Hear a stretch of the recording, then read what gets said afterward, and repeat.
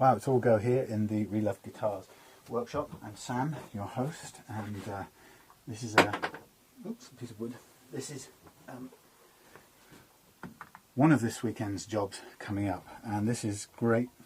This is a beautiful Ibanez RG series guitar, a few hundred quid's worth, and this is the property of a customer of mine whose Chapman ML2 custom guitar. I sorted out an intonation problem for him last week, which has transformed that guitar and left him playing that all week like he's just been given a new guitar, which practically he has. He's so thrilled that he's brought his other guitar, his kind of mainstay gigging guitar, for me to do a similar thing. Actually, not quite the same, because this doesn't have the intonation problem, which on his other guitar was a result of the string action of the nut over the first fret being way too high. So we had to work on the nut to do that. And that problem is very common in most budget guitars. Not in this one. This is taken care of to some degree by the fact that it's a locking nut and it's a different construction.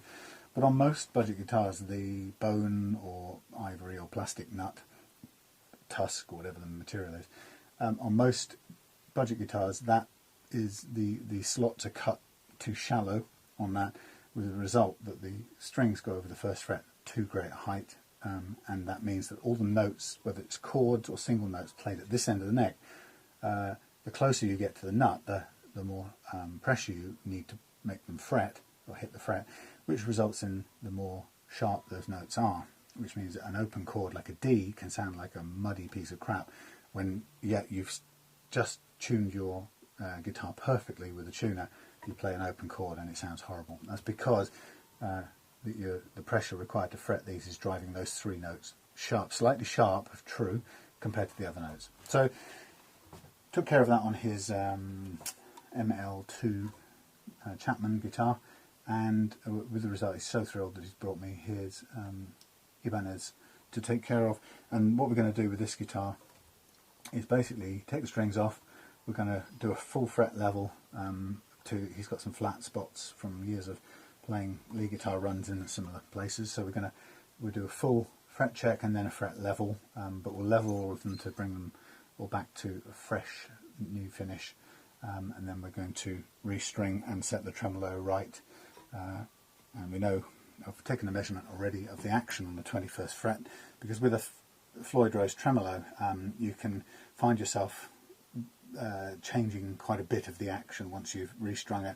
You can find that it can be all over the place. So he's not too worried about how much backward pull he has on the tremolo. I learned last week how to set it for a fixed interval backwards, which is quite a useful thing to learn, and there's a very useful online tutorial on YouTube how to do that, and I followed it and was able to set a Squier standard series Strat, set the floating tremolo on that to a fixed range of backward movement. Of course, you've got infinite range of forward, downward movement, but you have to be a little bit clever to fix the backward interval. Otherwise, it's a bit hit and miss. Yeah, that's about right. So he's not too bothered about that. So I'm going to aim for that decent interval. But when you're doing any adjustments with a Floyd Rose, what you're always at risk of is changing the action on it, because as the Floyd Rose comes forward a bit more, the action tends to pitch upwards. So we need to be just conscious of what it was before we started doing something to it, so that we can make sure it returns to that, because in a way, or he wants it back to a little bit less than it was. But we do that so that we make sure that the guitar we give him back will feel like his old guitar. We don't want it to be too changed so that he loses that kind of intimate connection we have with the way something plays. Too much change can be disorientating. But you know, so I guess what we did this morning was spend a bit of time just finding out what he wanted. So he wants clean, leveled frets, and probably the only difference he's going to feel is a slightly lower action, and with a bit of luck, slightly smoother frets. These are pretty good. I mean, they've been worn smooth by playing anyway. So you know, we'll have, our work is always cut out to get them as smooth as that again. But I think if he gets the action a little bit lower and everything feeling and sounding good, then he'll be happy. Okay, and that's great. It's return business. So one happy customer coming back the following week can't be bad. So I'm going to basically kick off with this guitar a little bit later on. I have some other things to do, which are I have some polishing tests and things to do. So I might do a few of those before I get stuck into his guitar here. But this is an important one for later on today. So see you shortly by the magic of video editing. Well, good afternoon.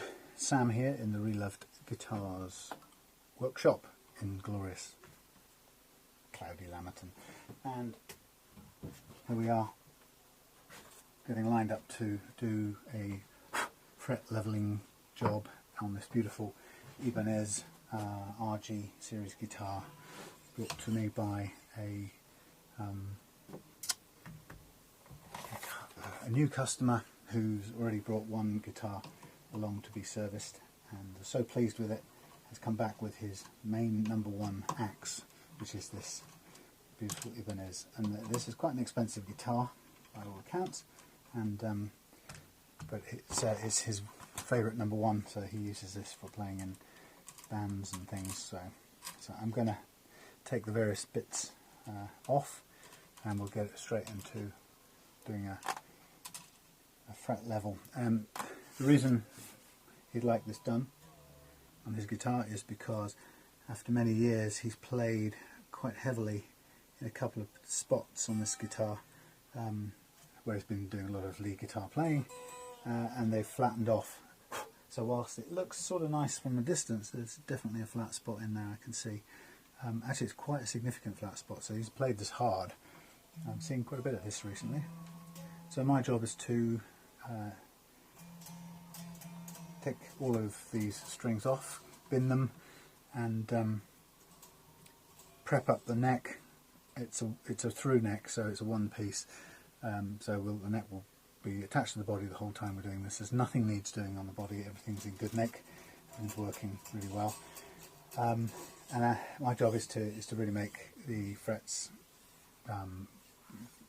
really tidy them up, level them all, then reprofile them, reshape them back to their correct shape, and from there bring them back up to a really nice polish, smooth polish. And then when that's done, what he'd like is to have the action lowered very, very slightly.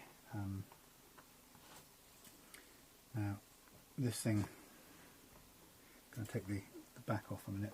When you take the string pressure off this guitar, the springs are pretty powerful, so they will pull the tremolo right down straight away, which has just happened here. So I will take the back panel off, and it just gives me a chance to disconnect the springs for the time being, because I need them off so I can move the tremolo around. Now this is a lovely looking guitar. It's got a very nice action already. Oh, I've left one screw in. That would help. Okay. Right, so the way this is working is, oh, I see, okay. Yeah, pretty powerful. Wow, very powerful springs. So I can just unhook these by hand actually, and they are outside edges and straight to the middle, so that's all I need to know for the time being, just to remember where they're normally positioned. Can't really get a grip on that one very well to pull it in and slack it off. Can't get a grip on it at all.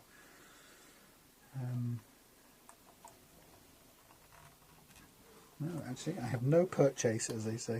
Right, that's better.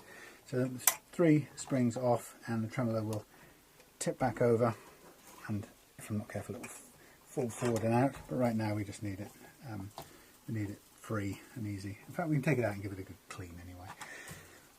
So the first thing I'm going to do is to snip the strings.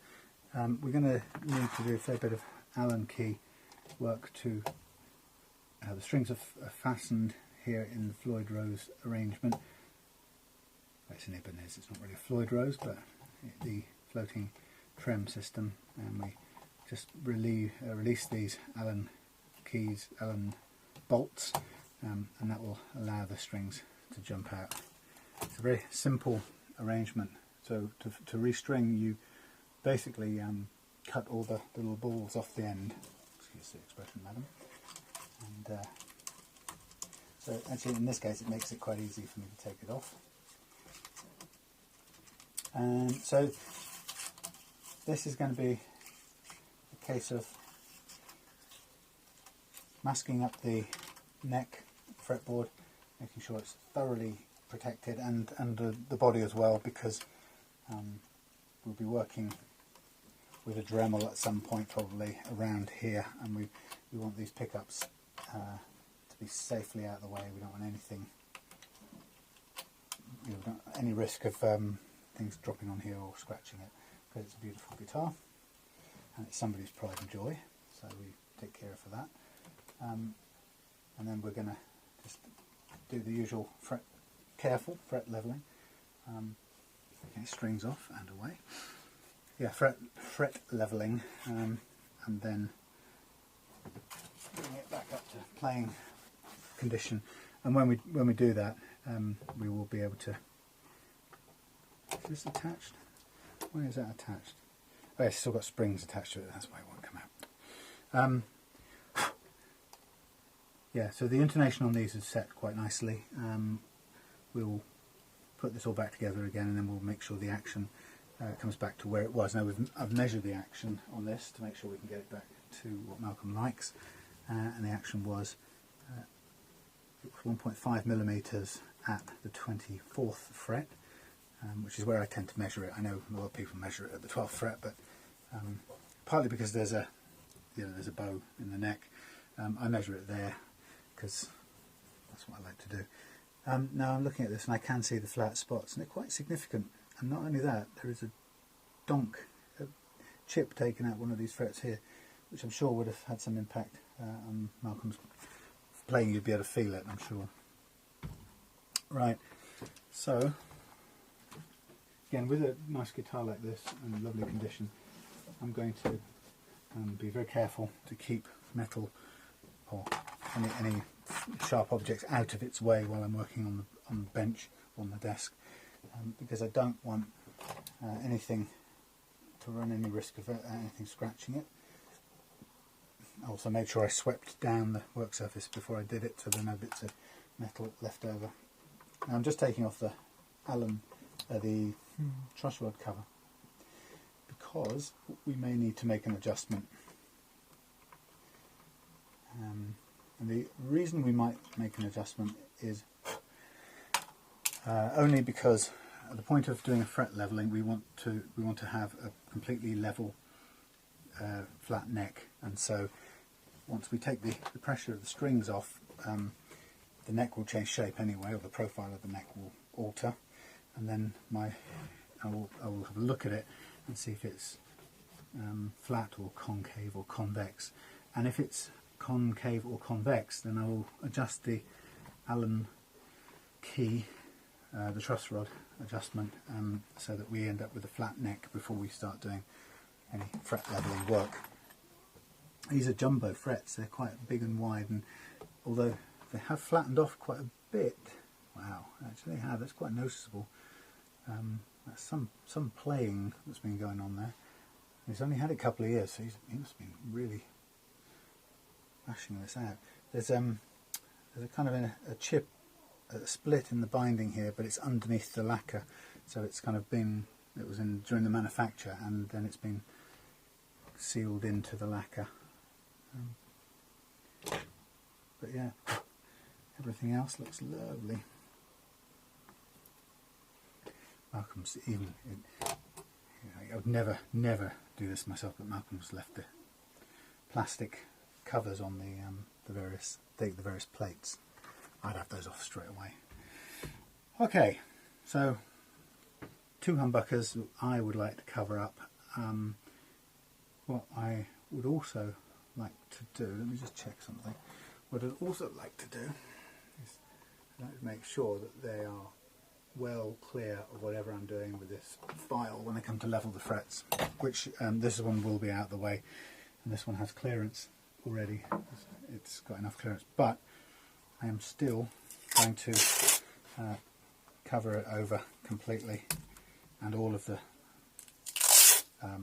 paintwork around here up to around about this next fret. There's no harm in doing that, just to make sure.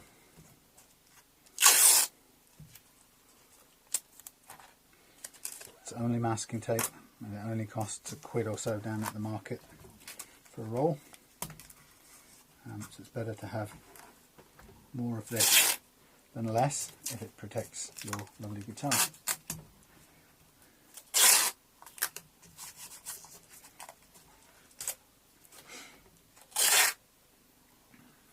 So this weekend I've got this guitar to do. I've got at least one of the 3 that arrived this week that I need to do. That's the there's 2 SG copies and a 2 SG copies and a Stratocaster, the Affinity series. So there's quite a few to do, and I don't think I will get through all of it, if I'm honest. Which is okay, I'll do what I can, but I'd like to get another one listed on eBay early next week, because I'm running short of listings. Can you believe it? Only got 2 guitars up there or something. So this isn't, I'm not doing this massively prettily, I'm just making sure that it's covered up. So I don't want to click it, hit it with anything as I'm doing the work on the neck.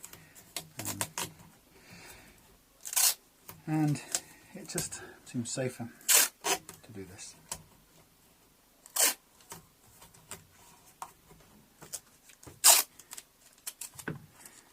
So yes, I've got quite a few to do. Now this one should be fairly straightforward because it's in good condition, and we just need to do the fret leveling, restringing. The action's fine down at the nut because it's a locking nut with a fixed metal.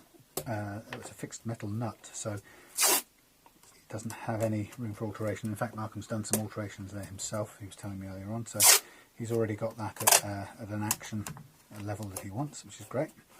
So I'm just concentrating now on the on doing the fretboard, and then followed up by just tweaking the action at this end to get it just the way he wants it, which is a fraction lower than it currently is. And I think his guide, or his reference point, is the last guitar I did for him, which was the Chapman ML2. I'm cheating a bit here. I'm sort of jumping ahead. It just seems like it's something I can do while I'm at it. No, you know what I'm going to do? I'm going to do something I need to do before I do that bit. I'm just going to give this fretboard a quick rub down with lighter fluid. It has some grease on it, so there's no harm in giving it a bit of a clean before we go anywhere else. Just only because doing this now, I won't forget. If I leave it to later, chances are I'll forget it in the heat of doing all the other bits. So I'm just really taking away some of the finger goo and some of the little dark trails that tell you which strings are being played the most. And naphtha, or lighter fluid, Swan lighter fluid is really good for that. Here comes Claire. Hello, I've only just started this. I've been on the phone to Julian for about an hour. Yes, I'll tell you more about that later. Is that for me? It is for you. Okay. Martin's going on holiday for 2 weeks, so there won't be any more boxes for a couple of weeks. Yes, no, he told me that. That's fine. I've got more than enough. Well, we've got 4 in the car. We had to kind of bash one side in to get one of them in. Okay. And yeah, he's going to Spain, so it'd be lovely at this time of year. Presumably biking it somewhere up in the mountains, I would imagine. It'd be beautiful. It would just be. It won't be. I didn't know what I was going to have there. No, oh, it's not as good as that other one I bought before. They've changed the brand and it's a bit cheaper, but Coconut milk. yeah. Yeah, there was big cloud all over the moor going over Princetown. Had to put the lights on and avoid the sheep. It was really, you couldn't see, you know, your face in front of you. It looks like it out there. Hands. Yeah, it was lovely though because it's not cold. Right, I'm going to sit down because I'm... Here come the monster kittens. Are going to make life a misery. Oh, hello. Morris climbs up and empties the contents of the Dremel box again, like in the last video. Well, you should put the lid on then. No, that's true. Or move it. No, they'll knock it off wherever it lives. You're just so nosy. Oh, you want to be in on the act, do you? You want to be famous. Always want to be in on the act. You want to be on the TV, don't you? On the cat top. Oh. Yeah, I did some more lacquer tests over here. Look, and, well, actually, I did. Okay, I got straight onto Bob's TV, so that's. I'm stopping there. There's a bit more to do. That's not bad. It's not bad. I've taken all those those dings out where his fingers hit it. I haven't got my glasses on, but I think that's remarkable, actually. Remarkable. That's where it's got to. And It's I had to very shiny. fill in the back with some black, and then I'm going to have to lacquer that. It would be really leave it hard another- to take a picture of as it was and now see as it is, but you know, it's definitely looking better. Clever. I'm going to take Oh, I don't know, it's just experimenting really all not all afternoon. I was on the phone for an hour, but It's good to play, isn't it, I guess? yep. It's the best thing that you can do. Put this down here for a minute while I cut bits of. Right, I'm going away and sit down for a bit. Okay. Catch my I'll see you in a bit when I take a break. breath. And I'll tell you about my phone call.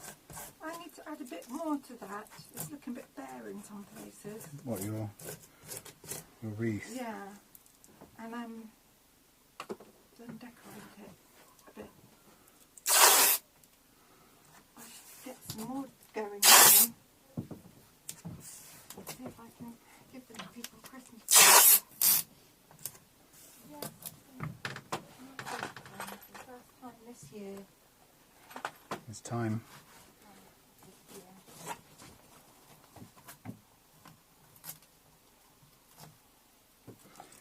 Okay.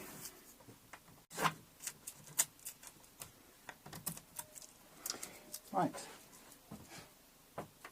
I'm just getting ready to cut. Who's this? I'm getting ready to cut the this masking tape into a few different sizes. So first of all, I'm going to cut it down the middle, so it's done in half. And now I'm going to trying to cut these other ones into, or at least one of them into thirds, which is quite difficult. So it seems a bit painstaking, but I'm using a ruler because it just, if I don't have a straight edge, it makes getting it up close to the fret really difficult, and that's what we're aiming to do here, is protect the fretboard. Oh, sometimes the blade then just wanders off where it wants to go. Yeah, we're trying to protect the fretboard, so getting the tape square up to the fret is the best situation. That's what we're trying to achieve.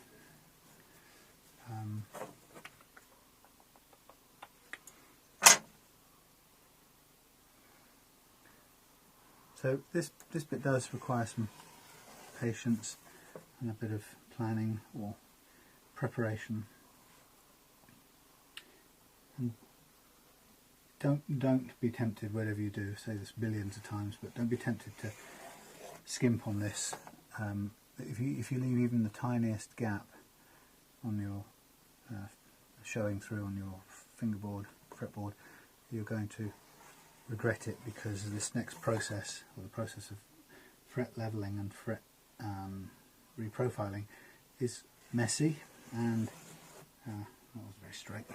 It's messy and it's quite destructive, so that it's not going to do your fretboard any good.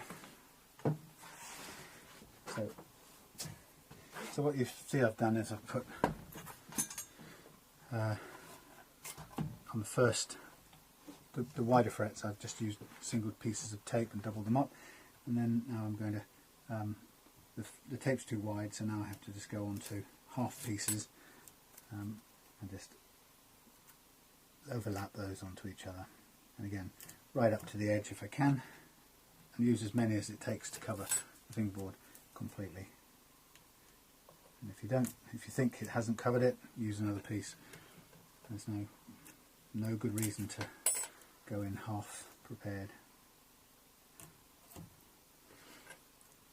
So if you were doing this, you put on your favourite music or have a phone call with somebody. But because I'm doing it on video, I won't bore you with Radio 4.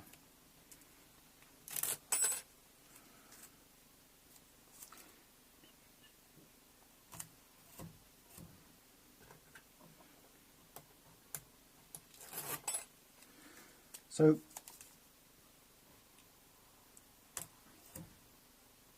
in the case of doing a setup on a guitar like one of the ones hanging up, in a way it's a sort of an easier thing to do, because I'm going to set those up, make them play way better than they currently play, and then find a buyer for them on YouTube, no, eBay, and it'll be a new guitar for somebody, and they'll pick it up and play it, and it will feel good, and they'll carry on playing it. Doing somebody else's guitar, which they're used to, and they know how it plays, and they have a sort of relationship with it, is much more challenging, because there's a lot more at stake, I guess, and also because you need to really take into consideration what they're looking to get out of it. What do they need from you when you're doing this work?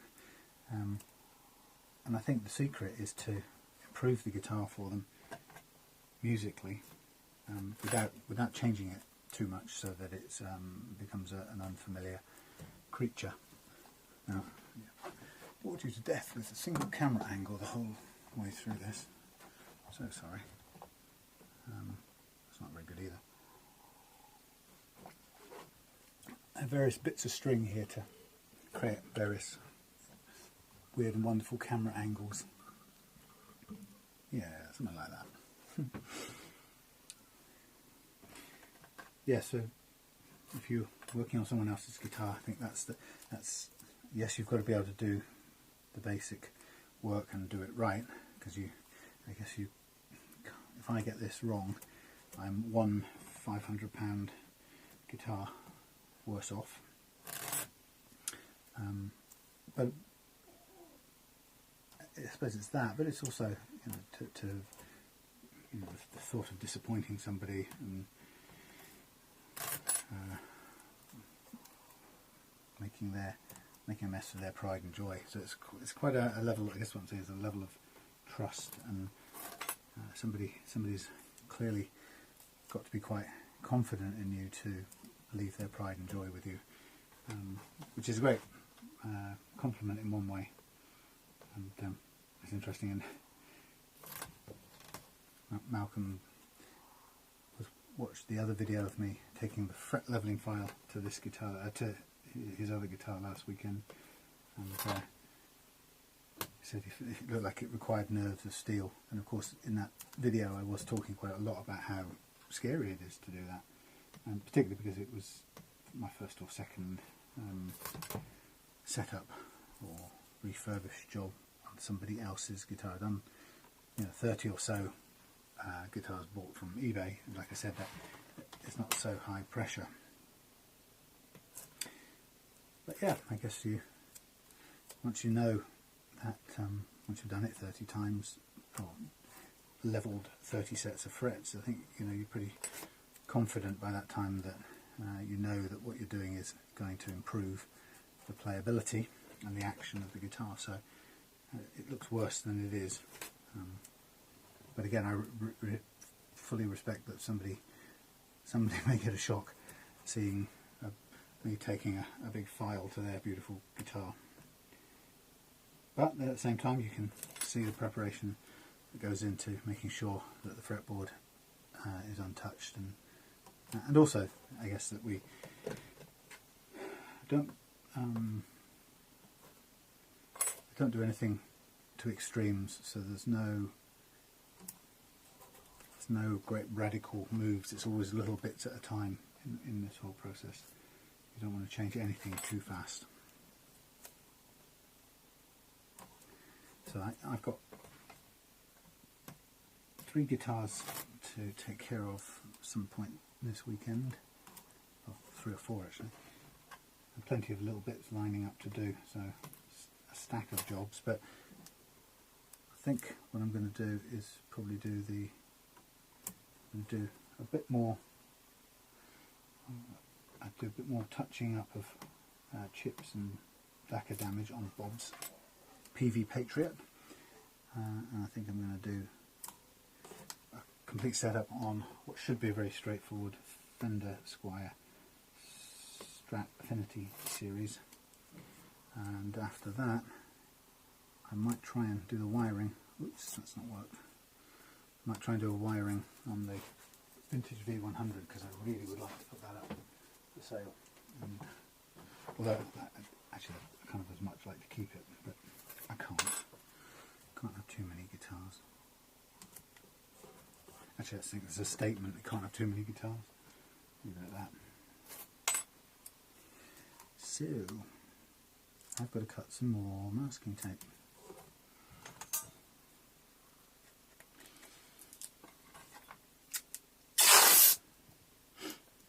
I think one of these should do it. It's annoying though, because it's the fiddly thirds I've got to cut with the ruler once again. Also thinking about what I might need to do to rearrange this workshop, because it's starting to get a bit too cluttered, as all good sheds do, but it's quite a challenge to think about how you do it when there's limited space and you can't really afford to get rid of any of the stuff. Certainly, it's not cutting in a straight line. That's a piece of rubbish. Yeah, so a bit of a rearrange needed. Maybe try and think about using up some of this space here better. Having plonked myself a pillar drill right there in that corner, that might have to be rethought. And you don't use it very often, but it is necessary once in a while, so can't not have it. Right, let's get this bit done.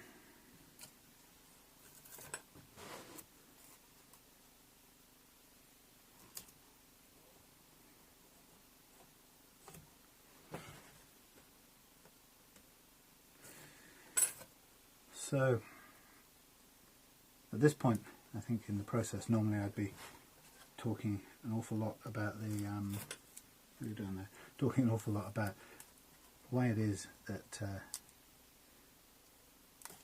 or how it is that most guitars, no matter how expensive they are, seem to have uneven frets.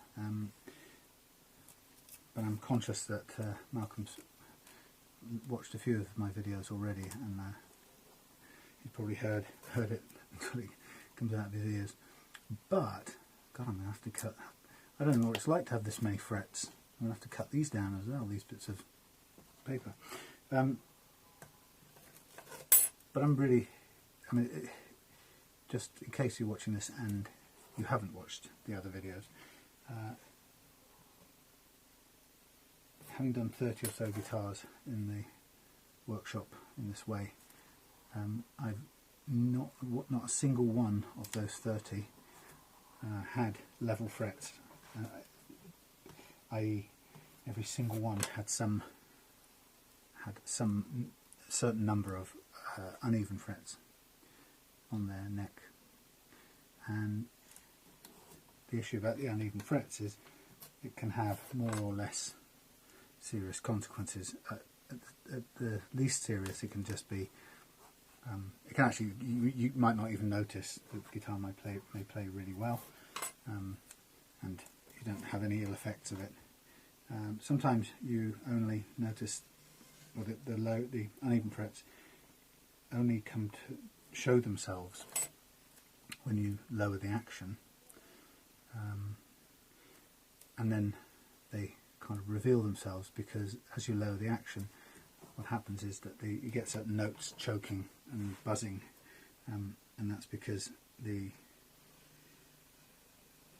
uneven fret is getting in the way. It's hitting the string before it should, with the result that you might play one or two notes on here and they actually play the same note twice or more times. Or other times it might just be that the note is choked and the string sort of buzzes or chokes, and it doesn't ring clear. So at its best, sometimes you don't notice uneven frets. At their worst, they can choke or make notes buzz, and they don't ring clearly. And the great thing about levelling them is that in doing so, you get back a full range of playing action adjustment, so that you can set the action how you want, not how it's dictated to you by the severity of any fret unevenness. So, as I say, most guitars I've ever come across have uneven frets. Some are so bad that it's clear, it's obvious that that the action on that guitar, sometimes when you get it, maybe it's a second-hand guitar or you pick it up from eBay and it comes with a horrendous playing action. Sometimes that's like that, precisely because it has to be, otherwise you wouldn't be able to play it. So somebody's tried to set a low action, run into trouble because the strings buzz on the frets, and then had to set the action high in order to overcome that. So what we're doing here is preparing to level the frets so that we're not constrained by that. And in fact, what we get is a very smooth, level, precise set of frets, in the way they're all in level in relation to each other, and then that allows us to set a much lower playing action. And the question has always been, how come so many guitars have this problem? And I think it's purely economics. If you think about the work I'm doing now to put this right, or to level these frets, somebody would have to do that in a factory, and it would take care and attention, which costs time and money. There are a number of schools of thoughts that say, well, you could just bang these all in, and once you hit them a couple of times, they're all level. I don't agree with that. I think the last thing you would know, or could be sure of, if you were banging frets further into the wood to try and ensure they were flat, the last thing you would achieve is certainly you wouldn't have any control over where they ended up. So how would you know that they were level? So it's a bit hit and miss, and actually I don't think it's great either, because to me, hitting frets to level them feels to me like it would probably weaken the bond they already have with the fret, with the neck, the wood of the neck, the fingerboard, and that seems a bit silly too. So the only way I know of getting, well, the most sensible way in my book of getting these frets level precisely is to do it from above, and by accepting, not messing with the way in which these frets are currently fixed into the neck. And so to do it from above, we do it with the fret leveling file, and when we use a fret leveling file, we don't really need to do a check beforehand. I'm going to do a check in a minute.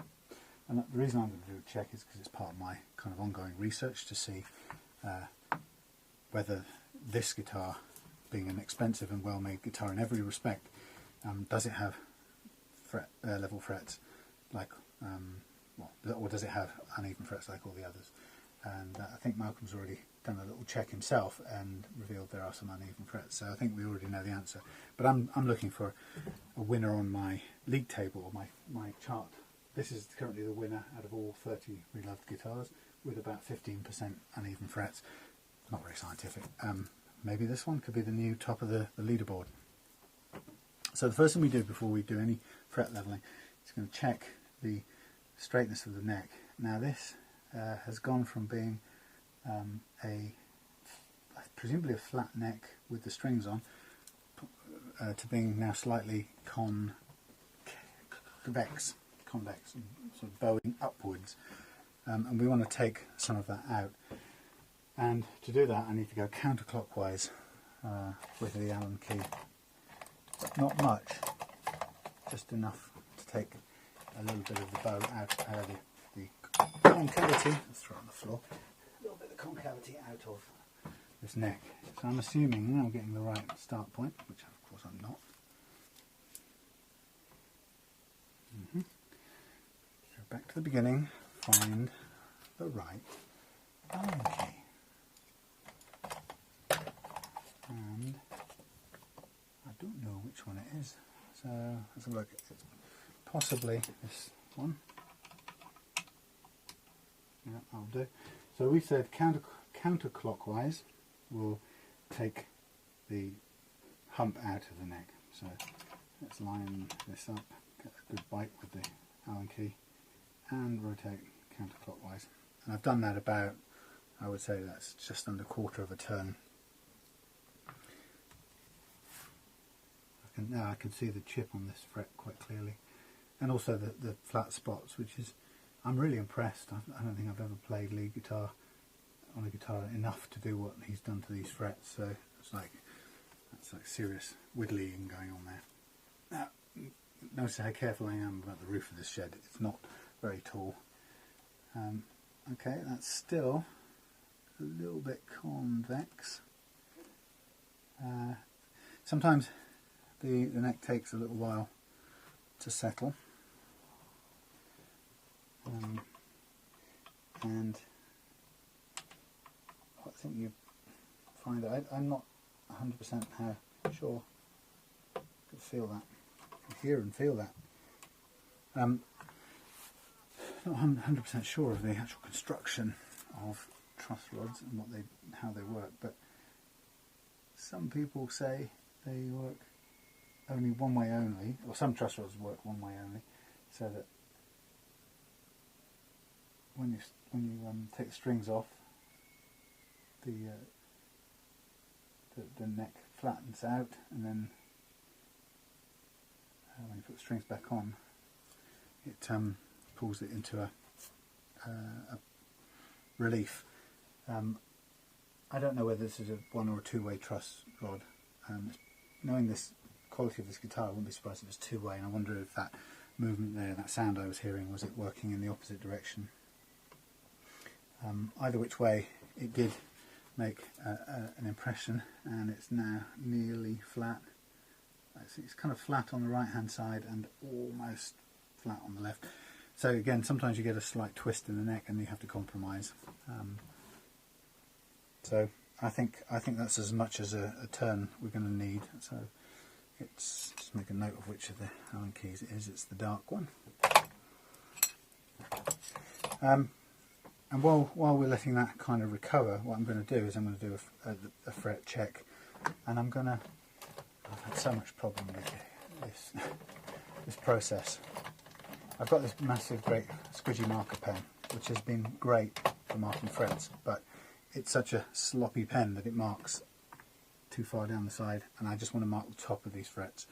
Or to begin with, I want to mark down the side. So I'm going to change what pens I'm using, because marker pen on lacquer is an absolute pig to get out. In fact, often not even alcohol or surgical spirits or lighter fluid will do it. I actually have to sand the lacquer down to get it out. It's really tough, so I'm not going to do this on this nice guitar. So I'm going to mark with pencil. So fret rocker is our way of checking the relative levelness of the guitar frets, and I'm just going to support this neck just enough so it doesn't move. It's not bending it in any direction, it's just to not take the weight of it exactly, just stopping it, pressing down. And here we go. So first fret, you can't actually test the first fret, you need to have 3 frets underneath the rocker, but you can see that the first fret I can actually check. The second fret, in this case, is actually high at either end. You could have all manner of thoughts about why that is. It might not have been squeezed in properly at the ends, and so on and so on. That's probably very likely, and if you had a tool for squeezing this tighter, or if you were doing it all again, you might want to squeeze that in firmly so that it sits down at the edges, either end of this curved fingerboard. But given that it's all glued in place now, the last thing I want to be doing is trying to bend a springing fret further down, because it's just going to spring back. So I would rather accept that that's pretty much comfortably fixed in place, and what I'm going to do is I'm going to take a bit of height off the top of these edges. So we mark that, and then we move on to the next fret, and again we're finding this one is high relative to the others. This is high, actually most of its length. Then we move on to the next one. So these observations, I guess, are relative to each other. They're not an absolute. But in the sense that while they're relative, it's that relative unevenness that causes the problems with the strings trying to go all the way up the neck unimpeded. So I'm just going along marking every part of this that has just a real high spot, kind of a little gap and then another high spot. Okay, now getting closer together, so I switch to a shorter length. You can use a credit card to do this.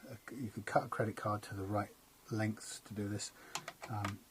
You need 4 different lengths, so you could cut your credit card a bit into that shape, and it would save you a lot of money, and it would also do this job quite nicely. Metal's better because it doesn't distort over time, but you can do a low-tech version with an unused credit card. Perfectly feasible. You don't need to spend loads of money on this stuff. Oh, blimey, this is quite some uneven frets on here, and that one is way high. Now when I'm marking these, I'm not really making any notes on or marks on the masking tape about the severity of the unevenness, because in a sense we're going to just take care of it in one big go. But that you can hear, that is significantly uneven comparatively.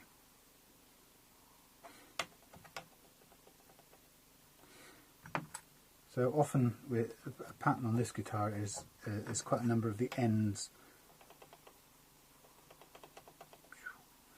and quite a number of the ends seem to be sticking up a little bit. I can tell you already, this is easily on a par with the average Fender Squier Strats, which have quite often easily up to 70 to 80%. Yeah, about as high as 80% of the frets are have high spots in relation to each other. That's really high too, comparatively. So this is going to be close to 90% by the looks of it. So a spectacularly bad neck in respect to that. But the great thing is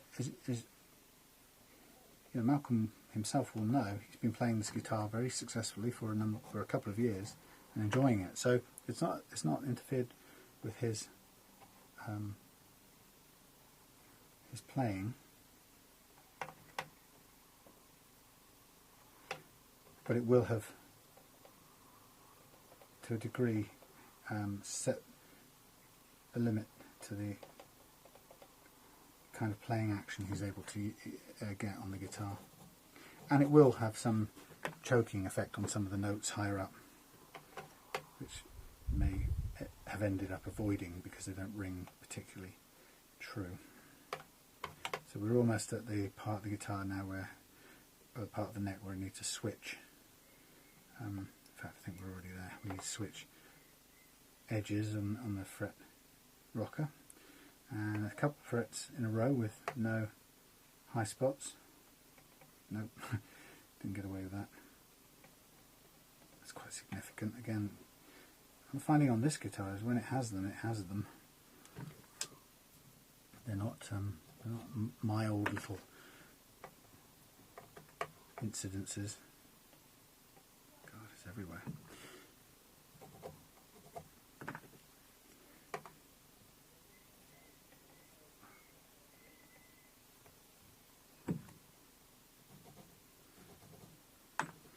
Amazing.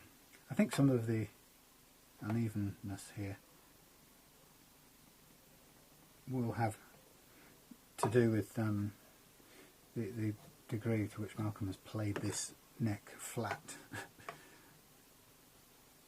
which I think is a great achievement. To have got so much use out of your guitar is brilliant.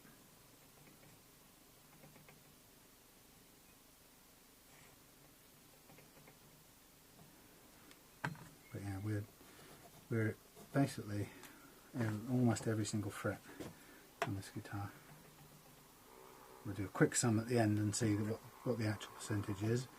So I think we're at a 24 frets, so it's a reasonably rough and ready percentage we can do without getting overly mathematical. Okay, so what I'm going to do is I'm going to mark up and use my permanent marker pen to carefully mark the top of the frets that we know are. I'm going to resort to this other one, dangerous though it is. I'm going to be as careful as I can and mark up the high frets, the high points, and I'm going to do my best to ensure that this marker doesn't go down the side or off the edge, but it does help that we can see clearly where the high spots are.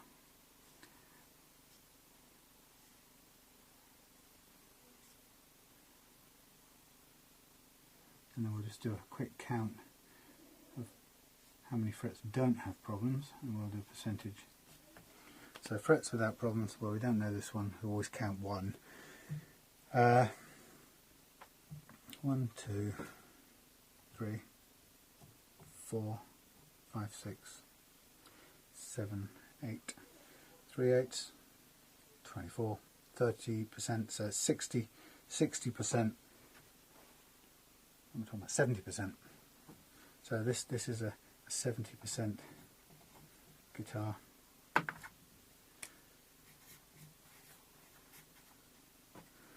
And look, I can even take a quick picture of it for my research studies. Come on.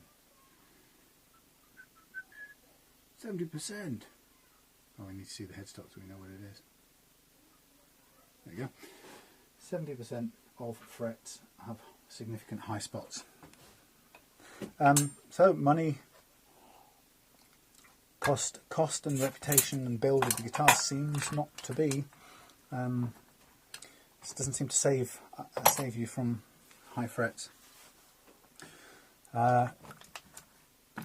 unless logically, if something happened after we. Maybe they were, let's imagine they were set flat to begin with, perfectly level, and then something can occur that they gradually ease their way out over time, but I don't think that's the case, so I don't think that's a very credible hypothesis. I think what we're seeing is frets that are just pushed, clamped in or squeezed in with either a tool, a handheld tool, or a machine that pushes a curved or pre-bent piece of fret wire, bent to approximately or close to the right radius, and just clamps it and squeezes it into place into a glued slot. And it's clearly not accurate. And so what we're going to do is we're going to correct that now. So before I do, I'm going to check again on the straightness of this neck, having given it some time to level out.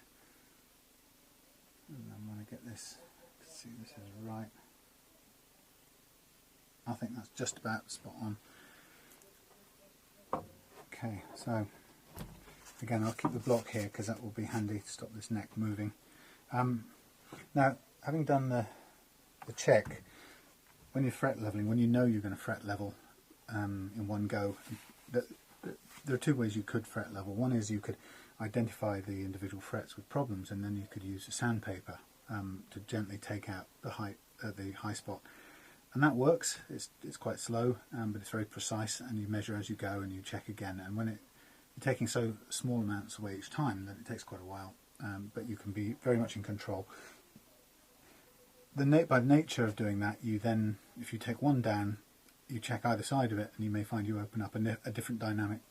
So sometimes it seems like you can keep on going because you can take down the spots we've marked here by that method. Because you're doing them one at a time, you can create a number of new problems which you then have to go after and solve. Now, my experience is it doesn't keep going forever until you've got no metal left. It does eventually stabilise and you've leveled them all. But this method, where we do all of them together, including the ones that don't have any problems, gets rid of that dynamic, and we take some metal off all the frets on the fretboard, but more off the high spots, and that's the purpose of this. That's really good too, because it helps us get rid of helps us get rid of grooves in frets where, let's say, this fret here, there isn't a problem with relative height, but there are still some historical grooves in there, and this method will take care of that. Whereas if you were spot leveling each one of these with a piece of sandpaper, then you wouldn't be taking care of this one here because you wouldn't touch it. So this is the bit that Malcolm finds really scary to look at. Don't blame him. His beautiful guitar going to get ground away by this device here. And I am going to start remembering that I've got clearance at the end here. It's not touching the pickup at all. And the main thing about this process is to make sure that when you start, that the fret file is flat against the frets, as flat as possible. It's quite easy to tip it, especially because one of these frets is really high here, and I can actually rock. The whole length of this is rocking over that really high fret. I can see it's that one that's actually beginning to take the pen off the top. But we are going to start by running this down, and we want to start biting from the very beginning, so my point of pressure is over the first fret, and I'm going to use my fingers to guide me down the neck as well. So I'm just going to go down this neck and stop right at the far end, and I can see already where it's taken a high spot, and it's a little bit inwards of the edge, so I'm going to just slightly tilt towards the edge. This time I'm going to do the whole run again, but deliberately leaning off to the edge. So I want to get right to the edge of these frets. So I've done that, and now I'm going to move inland a bit. Again, ensuring that I keep the file level all the way down this run, and make sure I include every fret that I need to in this treatment. And I can see the file is taking off all the high spots marked by black, and it's also taking off some material on the frets that aren't marked either, as we knew it would. That's the nature of this job. Okay, and I can now see, when I just take a sort of angled look from all around, I've pretty much taken off every bit of black marker pen. Now, if sometimes when you go in this direction, you can be fairly certain of getting all the frets from this start point but sometimes it's quite hard to keep pressure on the end of the file. So to give this a fair go, I'm going to come back to this end and start and just pull a one stripe all the way back, making sure this fret gets treated. I'm slightly easing off the pressure as soon as I've taken off from that end, because I don't want to take too much more down. But I really want to make sure that first fret does get included in the game.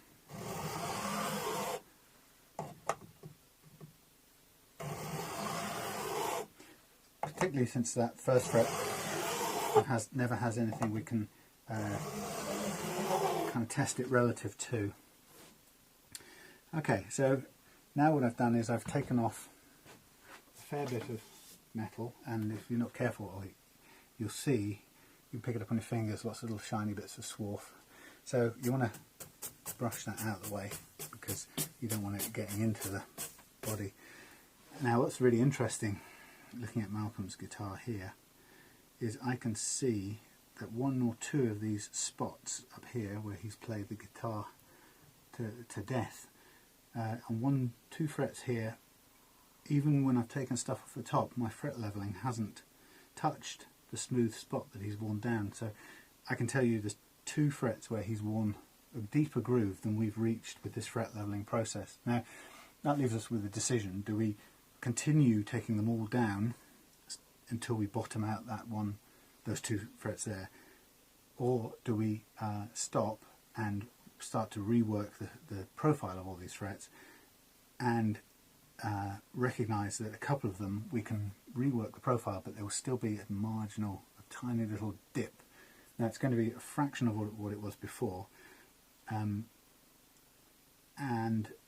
since there are only 2 frets, I'm tempted not to take more off all the frets in the entire fretboard, but it depends how deep this is, and it depends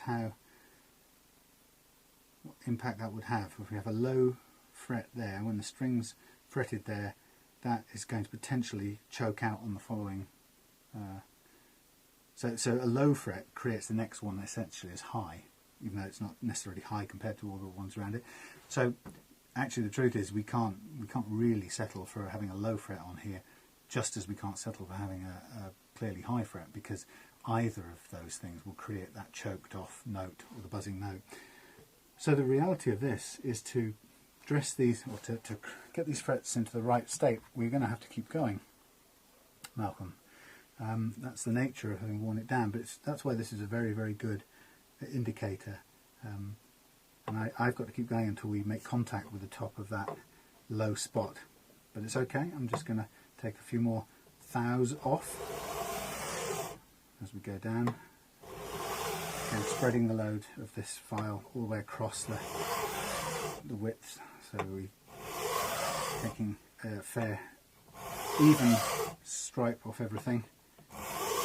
There's no part of this guitar that's getting an uneven treatment. And then we stop again and we look back, and I can still see those 2 spots untouched. They're getting smaller because we're getting closer to reaching them. And I'm doing a number of checks here. I'm looking at the overall amount of metal available in these frets. Okay, so if we have to keep going to bring everything down, if you like, to the lowest common denominator, which is these 2 here, then we're going to have to just be really conscious of whether we've got the material. Now this is a very good condition guitar, never been fret dressed before, so whereas Malcolm has worn down a couple of frets by heavy use, nobody's worked on these other ones before, so there is room to do this. But that's the price you have to pay for heavy playing, well, for playing a lot. You know, frets are basically perishable when they interact with strings. Strangely enough, over time they come off worse.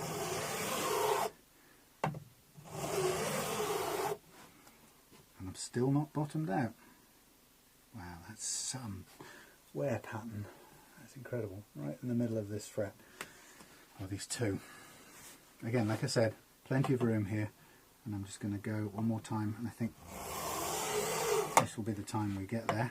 I can feel it nice clean cutting.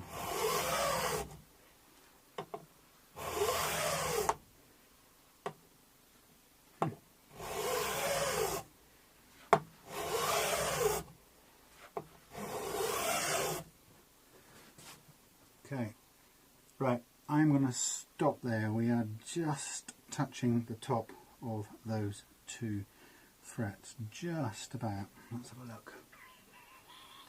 I keep saying I'm going to stop, but we've got loads of material. Let's get this right. Trust me.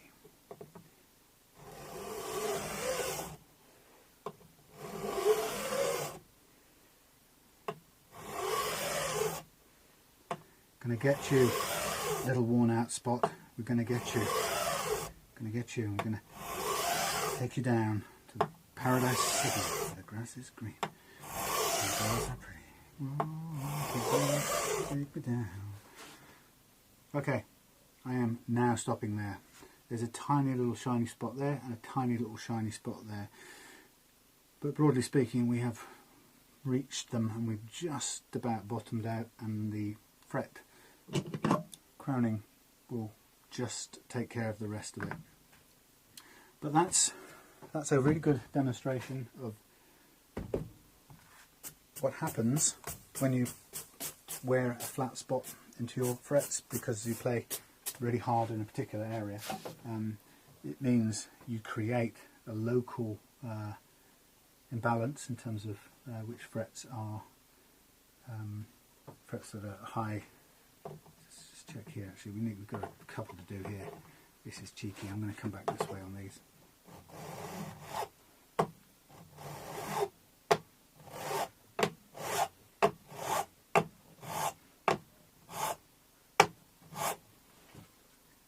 That's better. Let's get all of those.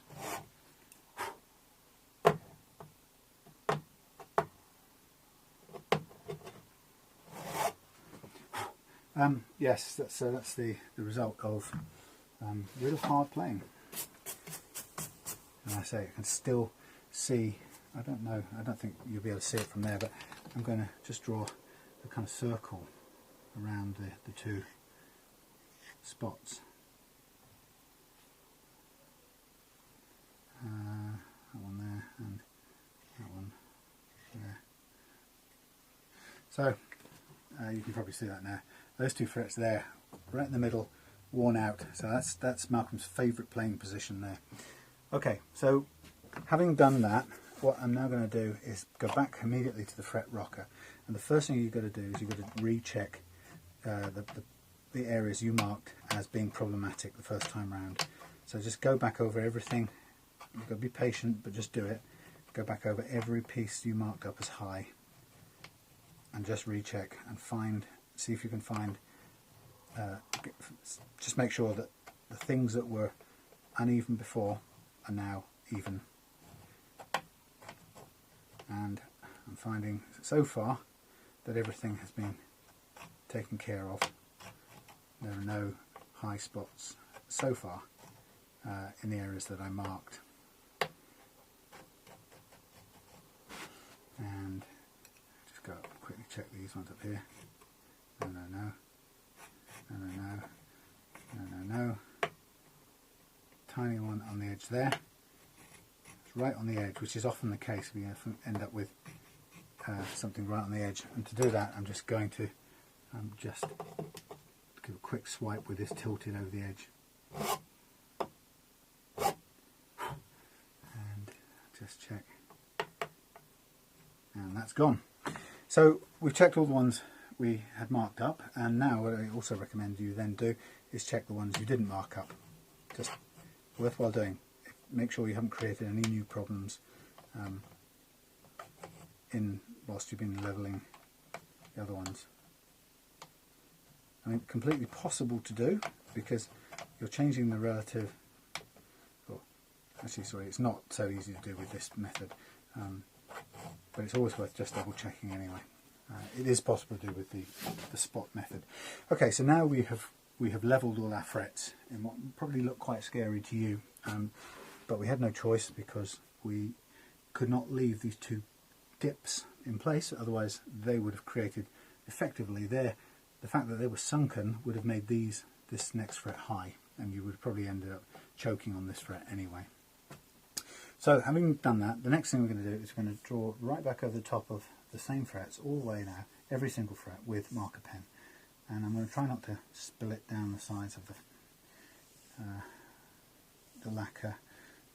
Doing everything I can just to get it on the top, please. It can't be this hard. It doesn't run down the side of the fret or something, does it? Like quicksilver. Well, maybe that's what happens. So I'm marking up the top of every single fret, and I'm going to need, next job now is to re-profile or crown the fret. So because of the amount of levelling we've done to bottom out those kind of worn grooves that Malcolm's put into his frets, and anyway, when you do this job, you take what was a nice rounded shape, looking across the fret long ways, a nice rounded fret, and what you've done basically is chopped the top off it and left it with a flat top. Now when it's rounded, that string sits on the very top of it, I guess. How do we do it? Yeah, I guess if you stretched it out, what's a cross section of the string? Give me a tube of some kind.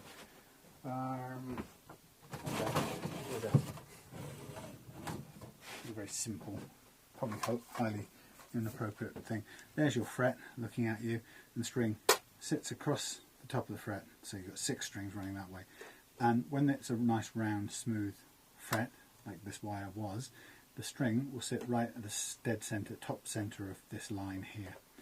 When you flatten it, the string will still sit flat on it, but it will take the closest edge to the bridge as the kind of jump off point of the string. So you can tell that the closest edge, or this edge of the flat spot, is closer to the bridge than the middle part of this, the dead centre of this, the original thing. So flattening it effectively moves the, shortens the length of the string, is what I'm trying to say, and that messes up your intonation. And it also makes playing the guitar difficult, and you can't bend notes and so on.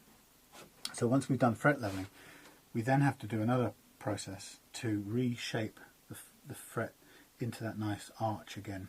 And to do that we use this tool here, the fret crowning, diamond fret crowning file. This is bought from Stu Mac in the US. We can use this one, or we can use a slightly cheaper one, the shorter bit with that wooden handle, or we could do it manually with a 3-point file, which will take quite a bit longer. So to do the job, we use this file, and what's nice about it is it's diamond coated, so works quite quickly.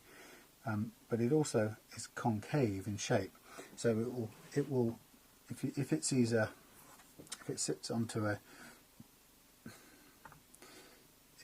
imagine we've got that profile with a flat spot. When the concave file comes over the top of it, imagine that's still flat. Concave file comes over, it'll rub away at the square edges and bring it down until it touches the top, by which time it's reshaped it into a hump shape again. Hard to show without a drawing, which I could have done, but my drawings always end up looking like a pair of boobs. So I'm just going to get onto this, and one of the things I haven't read is exactly how to clean these files between uses. I've got some gummy rubber here, I've used that, but I'm not sure if that's done as much cleaning as I'd like. Okay, so I'm going to start. Also, you can see that to do the job up here, I've got a nice curve on this tool, which also means I can do it without having to run the risk of scraping this on the deck.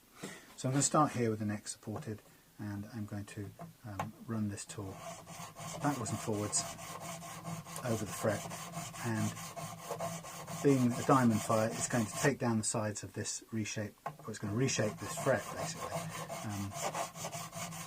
and we're going to end up with a rounded off fret with a tiny strip of black marker paint down the middle, where the inside top edge of this little curve hasn't contacted the top of the fret, and that tells us that so long as there's a little strip of marker pen right down the middle of the fret, it tells us we haven't gone any lower. So we've done all that levelling, so we know everything's level, and now we know that we've reshaped this fret without taking the very top bit any lower, and the top bit is the bit the string will sit on, which is now back in the middle where we wanted it to be. So my job now is to just file my way up this keyboard, yep, file my way up this keyboard until I get to the other end. And it's a good combination of things here, because these are jumbo files on this guitar, so it's allowing us there's plenty of metal for us to work on to reshape these frets. Makes that process quite easy.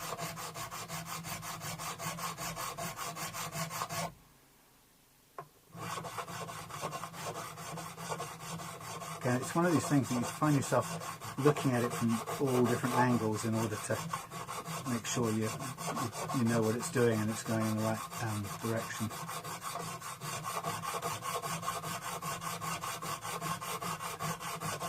Sounds quite voracious, but we've got quite a big flat spot on these frets as a result of that process we just did to level them. So it means that there is quite a bit of work to do to level them off.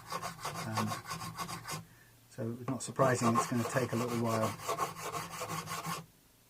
We're taking quite a bit of the shoulder off each fret, and that's wearing it away with these nice diamonds. And trusting that when we get to the little thin strip of metal down the middle, we're in the right place then, and we can stop. Yeah. In some ways these are a little bit thicker than I would probably end up with if I did it by hand with the three-sided file, but it would take longer, and I'd probably be having to concentrate quite a bit harder as well, because controlling that tool takes a bit more skill than using one of these. That's always the way with tools that make things easier. They take some of the concentration out.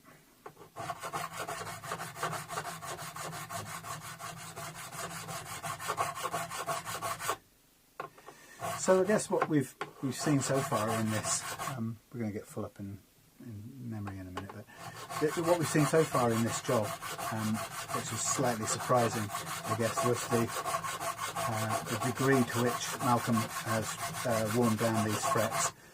I think he showed me last week that he was fully aware that he had worn them out quite a bit, but I don't think either of us realised how far that had gone down, and that's been revealed by these two kind of troughs that we've had to accommodate in this process. And it'll be interesting when we get to them in a minute, whether this reprofiling or recrowning job here is going to hopefully just take away that last bit of flat and leave us in a place where it won't have any effect. That's what I'm hoping.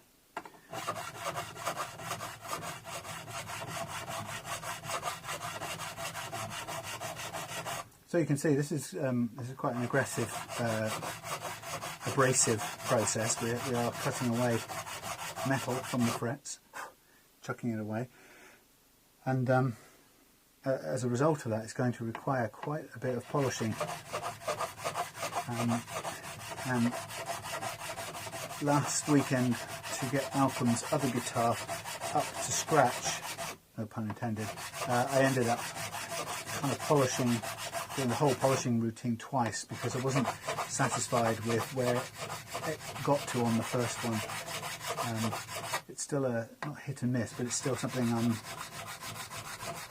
experimenting with, exactly how much you have to do at each stage to end up with as smooth a polished final outcome as you can possibly get. And of course that makes all the difference when you're playing the notes, fretting the notes and bending the strings, for example. And it's nothing worse than slightly gritty bends, gritty frets. So this part of the process takes away some of the big horizontal, or longitudinal I should say, the lengthwise scratches that we put on it by doing this. This is taking away quite a few of them, but where you see the black strip along the top, that still retains those longitudinal scratches, and they are quite coarse, which means we have to do quite a bit of work with the sandpaper coming up to take those out. And that's been the real challenge for me, is what you don't want to do is end up at a kind of nearly fully polished situation where you've still got the visible scratching in the top of the fret, because by the time you've reached polishing stage, all you're doing is shining up everything around it, but you've still got these gritty scratches in the top, and they won't go away. Now I'm on the fret with the slight depression in it, and I'm just going to work away at it and see what it feels like, and see if it takes away most of that flat spot in the process. And it's looking quite good, actually.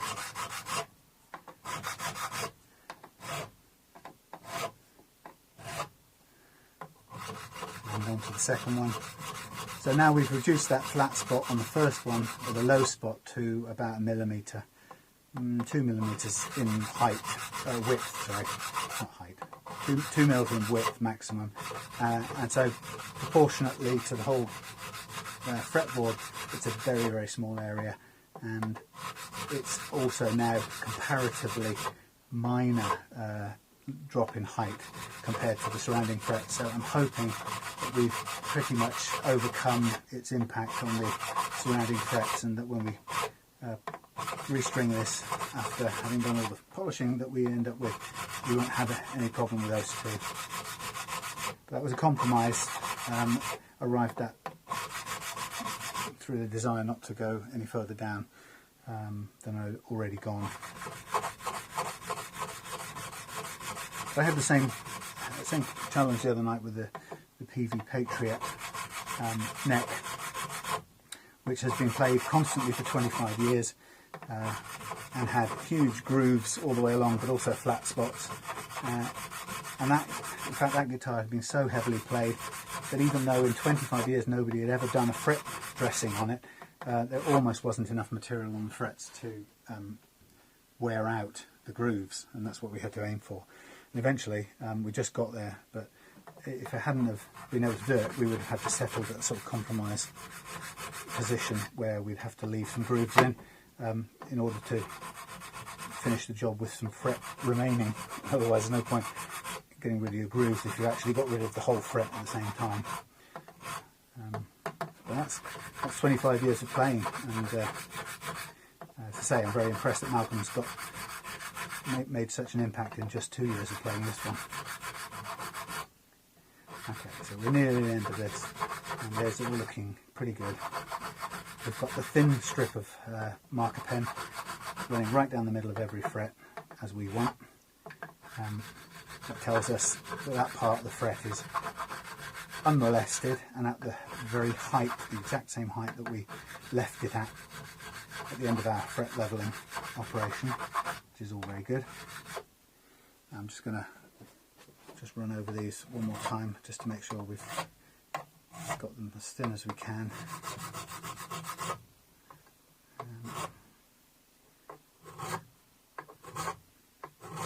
Feels nice, this tool.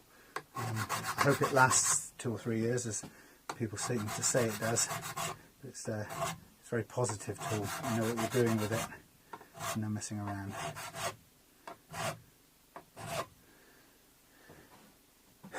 Okay, a couple more swipes. Alright, I'm done. Okay, I'm going to brush off all the swarf again. Lots of it about at this stage, lots of metal grinding going on. You know, this is a, you can see all that dust. This is a destructive process in the technically correct sense of the word. Okay, I'm going to take a break in a second, but I don't know if you can see, but after, I guess, an hour and 20 of this part of the process, it's taken me an hour and 20 to level the frets and reprofile them to the state they're in now, where they're all absolutely level, the same height, and now they're all back to being nice curved frets, or nice rounded frets, with the highest point being dead centre down the middle of the fret, so that when we now start to smooth these out, we'll end up with a nice set of frets that have improved just that little bit on what we had before. Well, actually, given the amount of worn out frets here, I think it will improve a fair bit. Okay, so I think it's time to go and get a cup of tea or coffee and rejoin you in a little while when I've had a break. Oh, and emptied the video off and cleaned the disc. Something about this camera is annoying me a little bit at the moment. I'm going to have to restructure this workshop one day, but at the moment it seems to be, I don't know, blowing out the colours. It's hard to get it right. It's either too dark or too light, but anyway, it's not bad for a borrowed camera, so I can't complain. So we are at that stage of having a levelled fretboard, some reshaped frets, but still some very sharp edged and rough frets that have had a big file scraped longitudinally across them. So now we have to go into a process of removing the scratches and polishing the frets to a high level of polish so that they are great to play. And to do that, I've been trying out lots of different formulas or combinations of things. I'm kind of running a bit short on some things. I don't know, 320 now, 240. Yeah, losing track now of running out of supplies. So I've got some 240 here, which is a bit messed up. I'm using it for sanding something else down. So 240 is a pretty strong brace of paper. I'm going to have a strip of that. I'm going to have myself a strip of 1000. I really would like some 600. That's the sort of the missing number. Here's a piece of 600. Not an awful lot of that left. So 200, 40, 600, 1000, 1500 onwards. And now the secret of this, as I found, is I need to get the longitudinal scratches out of these frets before I start going into the finer papers. Otherwise, as I said earlier, I end up with the polishing the thing with the scratches still in there, and even though they look, the frets can look very shiny and clean and nicely done, they can actually still have loads of little scratches in them and be really hard or horrible to play. So to aid me in this, I'll use anything I can get to help me.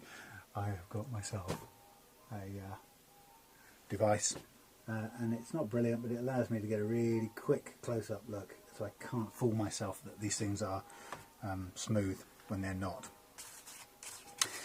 And the kind of, I think the thing I have to do with this, the secret to this seems to be to have the courage to stick with the fairly heavy sandpaper, the abrasive sandpaper, long enough, because only the really rough sandpaper will take out these scratches because they're quite deep gouges. So I'm going to start with the 240, and the secret of it for me is I'm going to let my fingers kind of go up and over all the frets. I'm not going to use a block because that runs the risk of, if you like, accentuating the flat spot on the top, which is still there, but it's now a lot less than it was. So I'm going to allow my fingers to roll this paper up and over the edge and down the other side of the frets. And the secret of all of this will be to give all the frets the same amount of treatment. So if I do take some microns or 10,000ths of an inch off the top of the frets, I'll be taking the same amount down on all of them. I'm actually going to switch the camera off at this point in a minute because I want to listen to the radio a bit. Had a busy week at work and I'm knackered and want to just zone out for 5 minutes while I do this. Also, Malcolm, who's probably watching this, has seen this process before, and you can see it on any of the other videos somewhere, wherever they are, because it's a key part of all the setups. But I'll come back as we get closer to the sort of final polishing stages, when we'll probably end up with a bit of Dremel treatment on these frets to get them right up to sort of tip-top condition before we start restringing the guitar and looking to set the tremolo and the action. So yeah, I'll catch you again in a little bit. just I'm kind of smiling because I've just come in from the house, and a very warm recommendation from Malcolm, owner of this guitar, and the other one I did, has got me another client who wants to bring a couple of guitars up. So it's really pleasing to do something well and then for it to immediately turn into more work. And it's, as I was saying earlier on today, it's just great to do something that makes a difference, and you know, people can, in some cases, as much as feeling like they've got a new guitar out of the bargain. And I think, well, you know, if it's a guitar that you like in every other way, but I can help to make it just that little bit better than it was, or in some cases, kind of, what's the word, rescue it from unusability sometimes, then it's really satisfying and rewarding to do that. Anyway, I'm about to go into this mode, so I'm going to click on Radio 4, and hopefully it'll be any questions shortly. So I'm going into Radio 4 mode, and I'll speak to you in a minute. There's Morris in the background clambering about, but we are at that stage now of unveiling the guitar, the neck after it's been done, and it's a messy process, so it's splattered stuff everywhere. Hello Morris, you're not going to strangle yourself with a set of guitar strings, are you? No, you're going to knock something off though, I know it. Yeah, so there's muck everywhere, but that's what always happens, and we'll clean that up as we go along. Where are you going? Where are you going? Where are you going? You can't really go there, but look. Right, you can tread on there, look, on that amp. Right, so here we go. Let's take off the stiggies, and this is the grand unveiling of the fretboard, the new levelled and rejuvenated frets.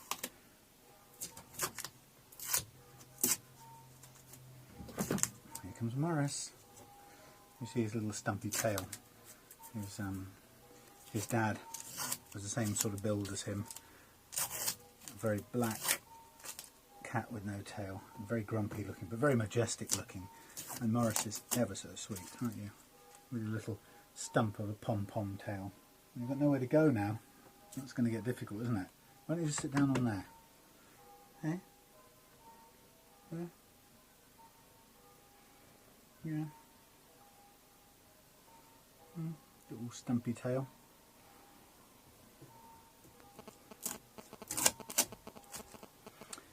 Yes, so he's two of his sisters in the litter had no tails as well, and Morris came out kind of, he's got colouring as a mixture of his mum and his dad, cross, and his fur is a mixture of cross between his mum and his dad's length of fur. So he's got a real hybrid cat, a real split between the two. But he got his dad's tail, and his dad's overall looks, build, and then the sisters got strange, quirky little tails too, but they're not quite as cute as his little pom-pom. Theirs are a bit like lamb's tails that went a bit wrong. But Morris is ever so friendly, and he comes in and sleeps with me most nights when I'm home. And he likes to be in contact with us. Don't you, Morris? Right, ignore me. And he also likes to knock things over in here, which is another great source of fun for him. So, yes, Morris.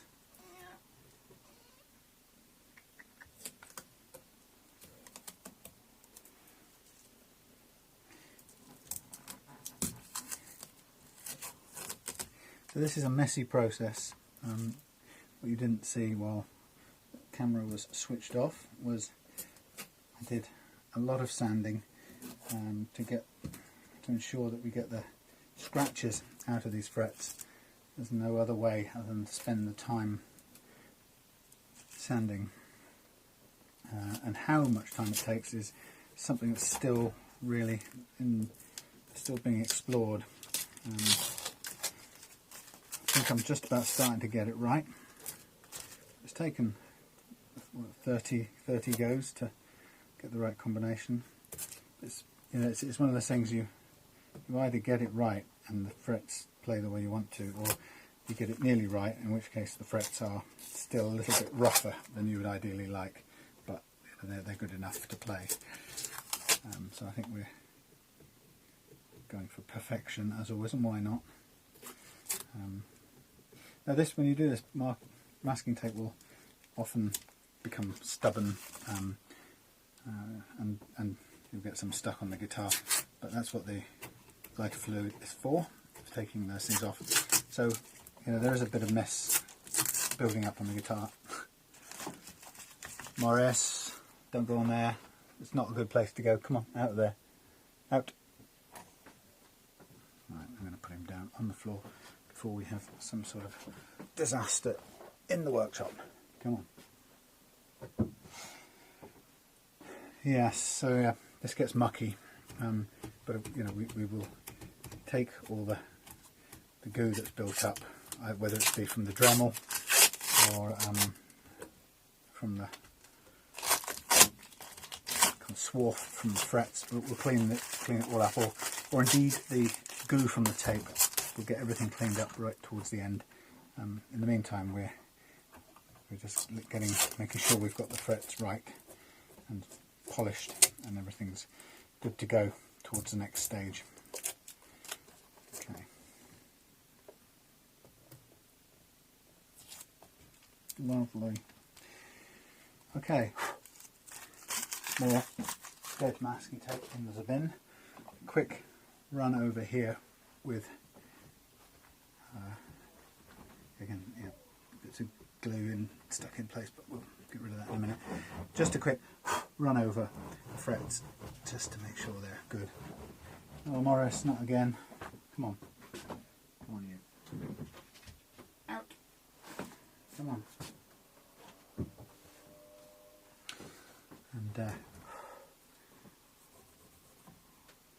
think that's pretty good. Ching. Beautifully level frets, ready to go. What I'm going to do is I'm going to get a little dab of lighter fluid going at the moment, because I want to get rid of some of the glue spots from the masking tape that are currently on the guitar body. So we might as well get that out of the way now before we go any further. And I also will then go inside and outside of these pickup housings and get as much little bits of dust and grime out as we can while we're at it, using the same solvent, I suppose you call it.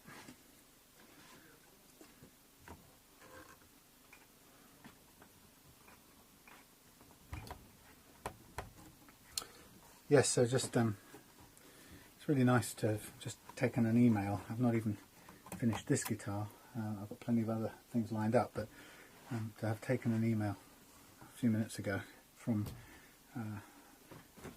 somebody who, Malcolm, the owner of this guitar, has immediately referred me on to someone else who'd like me to do their guitars. So there's something really great about that sort of referral, just on the basis of, you know, you've done something and it's worked well for a customer, and then they feel really good about telling a friend about what you do, and you get some more business out of it that way, and hopefully do a great job for someone else, and they in turn show what you do to someone else, and it goes from there. And I think it's always been the kind of core of how I like to do business. It's the core of how I do it when I'm working in London in the corporate world, and it's the core of how I like to do it down here. And there's nothing better. There's no sell or bullshit, or you don't have to trick people or cold call them, or you know, hoodwink them, or play on their, I don't know, weaknesses to get business. You just do things really well, as well as you can, the best of your potential, the best of your ability, and you know, if you're willing to learn and make mistakes occasionally and get it right and learn a bit more, it seems to work, and it pays off, is what I'm saying. So Okay, so we are at that stage now where I'm very happy with the look of the frets on this thing. Beautifully, you won't see it very well from there, but beautifully levelled and ready to restring, put the neck under load, and then once it's under load, then what we've got to do is start working on the action, and it shouldn't be too difficult, or it shouldn't take too long. Everything about this guitar is very good condition and well loved and well looked after, unlike some of the beasties that I've got hanging up here. But that's the whole idea of the Reloved workshop, is to take a lot of the guitars are by nature, by definition, unloved, because they're the sorts of guitars that people fail to live with and then get rid of in the search for something that they hope is going to be better. As I said many times, it's not the case, very rarely the case, that they find something better, because as we've seen, all guitars, all budget guitars and some guitars of a lot higher price have essentially similar problems that you can solve pretty well by setting them up. But if they're not set up, then you'll pass those problems on to the next person and the next person and the next person. So I'm going to set this up now. I'm going to cut this, I'm afraid, because I need to listen to the radio. It's a bit of downtime for me. So next shot you'll see this with the strings on board, and what I will do is I will connect up. Where did I put that thing? Malcolm's bit of wood. Oh no, I've gone and lost it. There was a little bit of wood floating around here, and I cleverly put it somewhere so I could get hold of it quickly. Okay, yes, well when I come back I will have restrung the guitar, found the little piece of wood that Malcolm uses as a support, and if failing that I will use something else that does the same trick. Maybe I'll put it in here. Yeah, I'll put it in there where I put all the bits, that's the obvious thing. So just drop that in there, and that keeps the tremolo up to begin with. So be restrung in a moment, and then we'll come back for the action tweaking. Heavens, I seem to have lost you for several hours, and in that time I have restrung the guitar, set the tremolo, tweaked the action, and I'm now in the process of putting back on the back plate, after which we shall put on the tremolo cover. I've done a little tweak on the tremolo arm as well, and tremolo, little tweak on the truss rod to get that a little bit of relief into the neck, to give it a tiny wee bit of relief. That's what we're doing there. It's a bit street still, but it's not bad actually. It plays okay.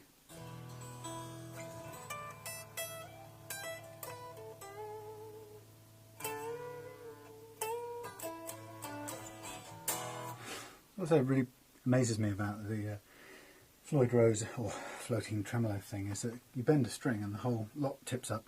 So play an open note here. Hear that go down? That's the way it is.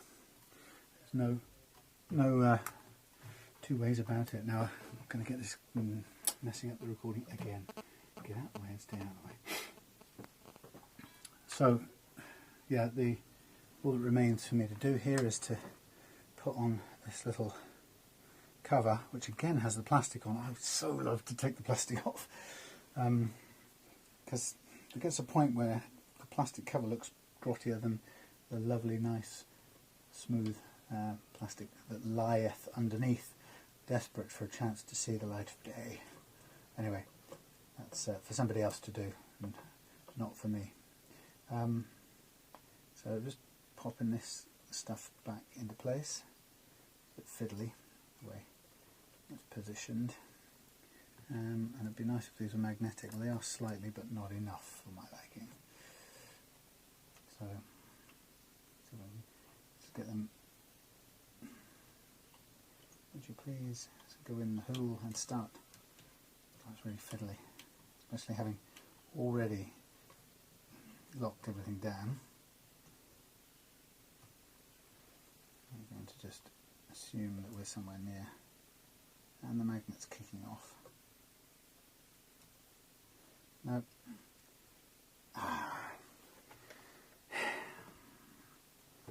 Talk about annoying.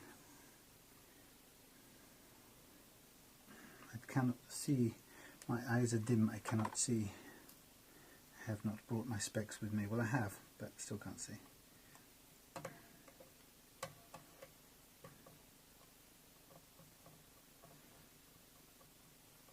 I believe that was a Shadows hit in the 1960s.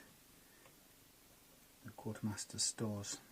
There were rats, big as blooming cats in the stores. Now, I am really having a difficult time getting this to fit because it doesn't quite butt up against the edge of the nut. It sort of floats somewhere else. You just have to be kind of lucky to line it up, and I am not being lucky at the moment because I cannot. Oh please, I just want to get this thing in. Something stopping it going through into place.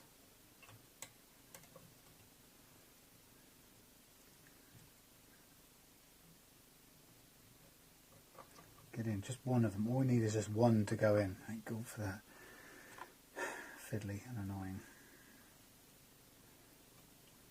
And try and push this one back into place. It's bouncing off. It's like it's under tension. It's just not what you need. In fact, it is under tension. Push it in, hold it in. Fiddly, annoying. Fiddly, annoying.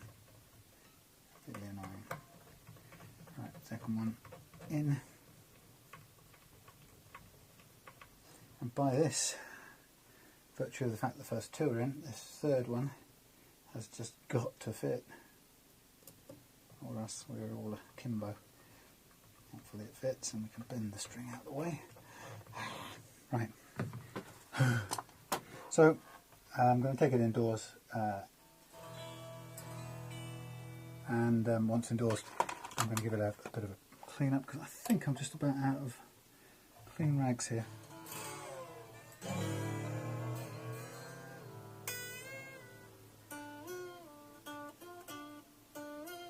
Alright, that's good. That's set to a tone and a half anyway.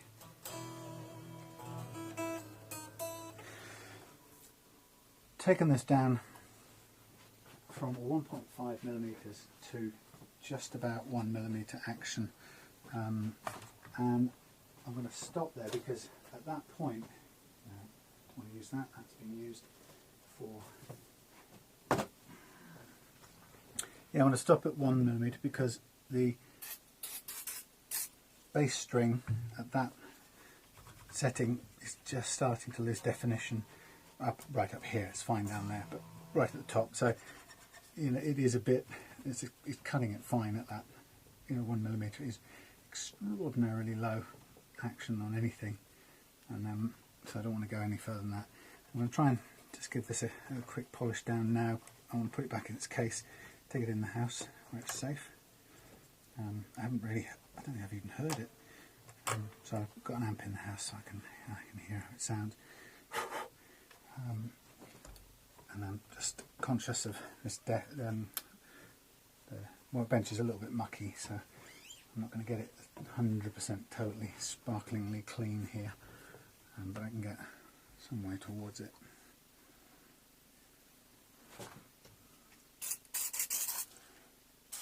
But a nice, pleasantly straightforward job because of the good condition it was in, and you know, straightforward.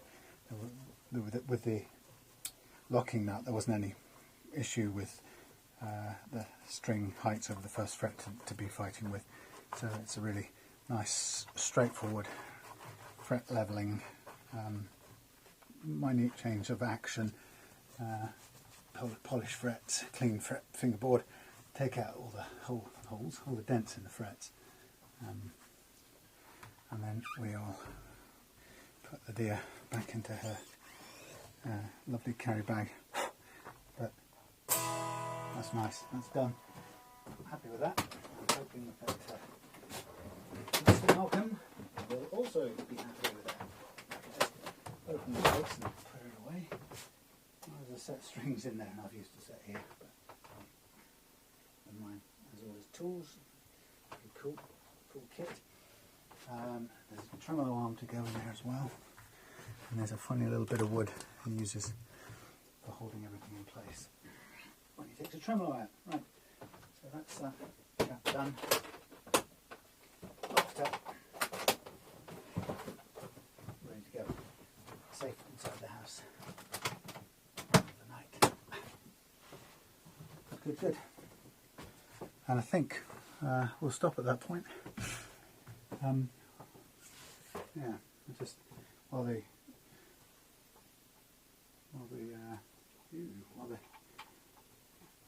camera was off, I did a couple of little things. I had a look, took apart some of this SG over here, this Ace Pro SG, and I do like the construction. It's a big chunky old thing, and I'm really, because I like underdogs, I'm really keen to see how this thing plays. I've cleaned the neck, given it once over with naphtha, or lighter fluid, and just taken a few bits and pieces off just to assess the damage. There's a few chips which will take a while to get done, so that's not going to go out this week. My next priorities for this weekend will be full job on this blue one tomorrow. Try to do the finalise the electrics and do a couple of little body repairs on this one, and potentially do a little bit more on Bob's PV, which I've got to a certain level of shine, but I'm still not. I've got the other side to do. I've got quite a bit of quite a bit of work on the other side. I've had to do some filling, some loads of little dents over here from belt buckle rash. So I've filled those with a layer of black cellulose, and I've got to sand that down and then put another layer of or a layer or two of lacquer on top. But I'm going to need some brushes, and I could really use some thinners, but I don't have those. So that's a pretty good run for today. Been a very useful day. I think I'm going to go in, clean up, and I'll see you back here in the morning.